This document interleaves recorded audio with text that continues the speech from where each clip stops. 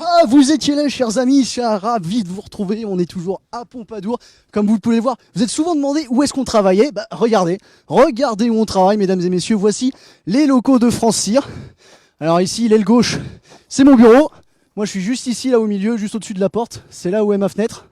C'est là où je travaille, mesdames et messieurs, où j'écris tous les articles, trie les photos que je viens prendre chez vous, mes amis les éleveurs. Où on fait l'essentiel, où on fait plein de choses. Ici, la tour centrale, bien sûr. Comme toute tour centrale qui se respecte, c'est celle du patron, là où toutes ces idées fusent jour après jour, enfin minute par minute pour être précis. Comme ici, juste à côté son bureau, on continue à gauche, c'est le bureau de David Le Yével, notre photographe attitré, où il passe pas mal de temps à trier toutes les photos, à faire les annonces, tout le bazar. Ici, sous une forme de donjon bien sûr, c'est le bureau de Lisa Lopé. Parce que vous voyez là, elle travaille tout en haut et c'est là qu'elle jette sa longue et belle chevelure pour que peut-être quelqu'un grimpe grâce à cette belle chevelure et vienne la rejoindre dans cette tour. Et on continue un petit peu le jardin, toujours bien fleuri, impeccablement entretenu par notre chère Elisa, que l'on remercie pour tout ce qu'elle fait. Donc là, c'est le coin clope, bien sûr. Des fois, on met une petite table ici et puis on vient déjeuner quand le temps le permet, comme ici. Des fois, on a des chevaux qui passent, même, comme vous pouvez le voir. Très sympa. Et puis là, ici, c'est le cachot. C'est le cachot, c'est là où on enferme Gabriel quand il nous casse les pieds. Et croyez-moi, c'est vraiment très souvent qu'il vient ici. Là. Il n'est pas que dur quand il est là, ça je vous jure. Non mais bon, blague à part, chers amis, vous aurez compris où on est. On est au château de Pompadour. Au château de Pompadour qui surplombe l'hippodrome de Pompadour, justement. Et oui, car il y a deux lieux mythiques ici. Bon, parce que nous, on adore les chevaux et les courses, on va dire que c'est l'hippodrome le premier. Et tout d'abord, il y a quand même le château qui, lui, a été construit et a commencé à être construit au XIe siècle, ce château de Pompadour. Ensuite, il a été reconstruit au XVe, notamment grâce à la famille N, très précisément. Et enfin, il a été... donc ce château-là, c'est le château de Pompadour. Pourquoi? Parce que dedans, à l'époque, il y avait une certaine Madame Jeanne-Antoinette Poisson. Qui est-elle? Eh bien, c'était la favorite du roi Louis XV, figurez-vous. Une dame qui, par sa finesse d'esprit et ses chevilles rondes au possible, rendait fou notre roi bien-aimé. Et du coup, il s'est dit, eh ben, pour la combler de joie, cette petite dame, et puis pour m'attirer ses préférences, qu'est-ce que je vais faire? Eh ben, je vais lui offrir un château et le titre de marquise avec ça. Eh, c'est pas mal quand même. Hein. Regardez un peu. Un titre de marquise, une demeure incroyable, magnifique architecture. Donc comme vous pouvez voir là, on a une espèce de ring qui a été formé avec des tables autour, et des chaises plutôt, ça c'est pas des tables, c'est des chaises. Et oui, parce que là c'est vraiment la journée, la fête du cheval ici. C'est pour ça qu'on a autant de monde, regardez, sur l'hippodrome et également juste devant la route. C'est la fête du cheval aujourd'hui, mesdames et messieurs. Les gens ont fait le déplacement jusqu'ici en Corrèze pour assister à divers spectacles équestres. Donc là il y en a un peu derrière le château, puisque derrière il y a quelques bâtiments du Haras national, notamment. Et puis aussi, le stade Puy-Marmont, c'est un stade équestre, donc là on a des démonstrations de saut d'obstacles qui ont été faites, un concours de poulinière, et puis ici donc l'hippodrome, où là c'est la traditionnelle réunion du 15 août, la réunion du Grand Cross. Tout à l'heure on a vécu avec vous la Coupe des Anglo-Arabes remportée par Galapia Up au bout du suspense, et là on va suivre un nouveau steeplechase, c'est la 5e course du programme, c'est le prix président René Parvot, un homme très important ici dans la ville de Pompadour, puisque c'est grâce à lui que c'est l'un des personnages éminents de l'hippodrome, puisqu'il a fait énormément pour le champ de course. Il y a d'ailleurs une pierre qui honore sa mémoire à côté des tribunes. Il a fait un travail colossal pour faire des courses de Pompadour ce qu'on connaît d'elle aujourd'hui, c'est-à-dire des courses où il fait bon vivre, où les gens aiment à se rendre et où le spectacle est vraiment de qualité. Donc là, c'est un steeplechase 4200 mètres avec des concurrents qu'on connaît bien, 5 ans et plus. Le numéro 8, Royac de la Rue, il a été déclaré non partant. Donc ils ne sont plus que 7. Et notamment le numéro 1, c'est On Sait Jamais, un concurrent qu'on connaît bien, un fils de Caproc. Il sera monté par Kylian Dubourg pour l'entraînement d'Hector de la Jeunesse et Guillaume Macaire. Le numéro 2, c'est un anglo-arabe de talent qui s'appelle Phénomène Doc. Il est incroyable ce petit cheval, il est éclectique à possible, il gagne en plat, en haie, en steeple, en cross, il sait tout faire. Et le départ va être éminent. Et voilà, ils sont partis maintenant, vous allez pouvoir voir cette course ici depuis le château de Pompadour. Juste en bas vous avez les douves, il part dans le fin fond de l'hippodrome. Tracé, on le rappelle, en sable naturel. C'est pas de la PSF, c'est vraiment du sable comme on le connaît, comme à la plage. Et quand on sait qu'il faut grimper plus de 400 mètres la dernière ligne droite pour finir, c'est vous dire l'effort que les chevaux doivent fournir. Donc là, ils sont partis bon an mal an, en rythme somme toute assez régulier, pour aller au fond de l'hippodrome, le tournant avant les tribunes.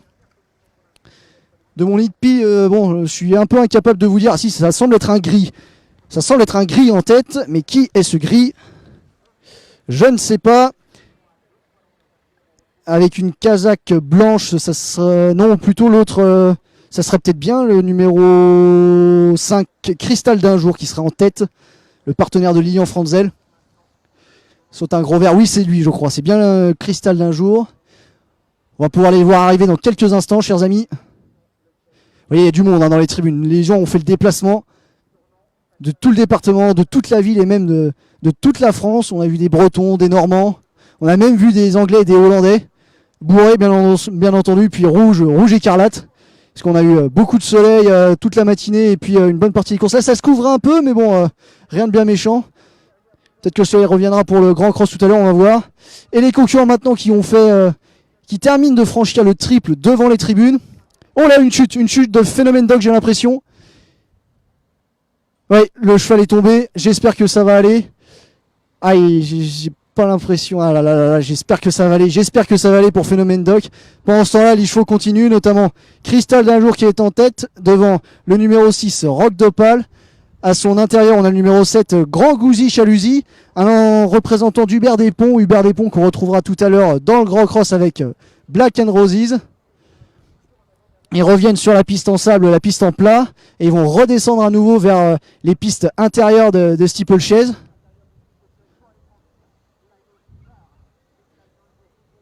Je regarde Phénomène Doc. Oui, Phénomène Doc marche. Le jockey s'est bien relevé, Quentin Guignard. À première vue, ça a l'air d'aller, donc tant mieux. Ça nous rassure, parce que le cheval s'est campé, s'est relevé, s'est campé sur lui-même après être tombé. Mais là, il marche et ça a l'air d'aller. Bon, voilà une bonne chose. Tandis que les concurrents, ils reviennent une nouvelle fois dans le tournant avant les tribunes. Je crois que c'est le représentant d'Hubert Despons qui est venu prendre l'avantage. Bien motivé, bien énervé.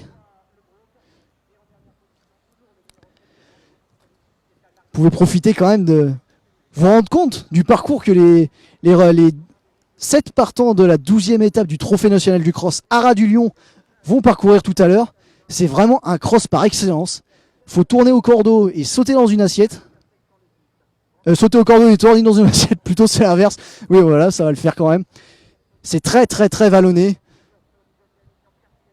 Avec des différences de dénivelé très très importantes. Non, il faut vraiment des excellents sauteurs et des excellents cavaliers. Plus que des jockeys, là c'est vraiment des cavaliers qu'il va falloir pour décrocher la palme.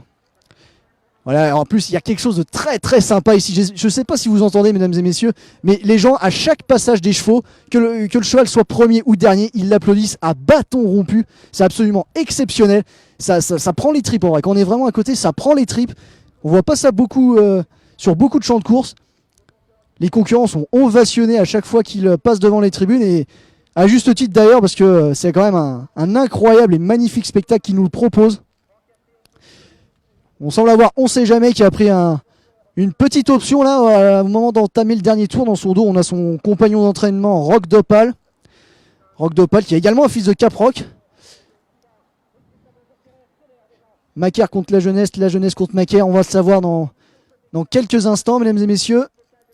On va repasser une dernière fois cette même ligne intérieure des steeplechase.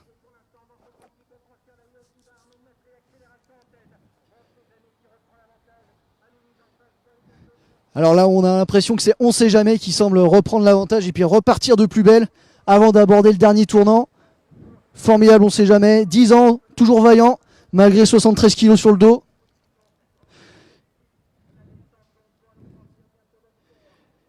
Représentant de Terry Amos, dont les chevaux sont élevés par chez nous, dans la Sarthe, chez Pierre de Malaisie-Molin, que l'on salue s'il nous écoute. Ouais, On Sait Jamais, il semble avoir pris, je ne sais pas si vous voyez, chers amis, une petite option pour la victoire, très certainement là.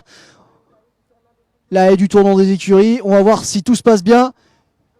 Ils sont cachés par le mamelon De qui? De l'hippodrome, bien sûr, hein, on va préciser tout de même. Ça semble s'être très très bien passé, mais il a l'air d'être bien attaqué par son compagnon d'entraînement, Rock de Pal, qui semble pas vouloir lâcher le morceau lui non plus. Et maintenant, c'est là où on va voir qui est-ce qui parvient à assumer cette côte, cette dernière côte, qui fait mal aux jambes, qui fait mal à l'esprit. Mais c'est au bout de celle-ci que se trouve la gloire, le succès. Et est-ce que c'est On sait jamais qui va résister à Rock de Pal? On sait jamais, Rock de Pal, on sait jamais. On dirait, mesdames et messieurs, que c'est Rock de Pal. Rock de Pal qui l'a remporté. Toujours est-il que c'est Guillaume Macaire et Hector de la Jeunesse qui signent le jumelé gagnant de cette épreuve. J'ai l'impression que c'est Rock de Pal qui a peut-être fait garder un petit quelque chose. En tous les cas, c'est un nouveau succès pour Guillaume Macaire et Hector de la Jeunesse. On espère qu'il en sera de même pour le Grand Cross que l'on va suivre maintenant. Vous faudra vous nous retrouver à 18h30. On va vous faire vivre l'avant-course, la course et puis le retour gagnant. Donc ne nous quittez pas. Et puis à tout à l'heure pour le Grand Cross, le point d'orgue de cette journée ici à Pompadour.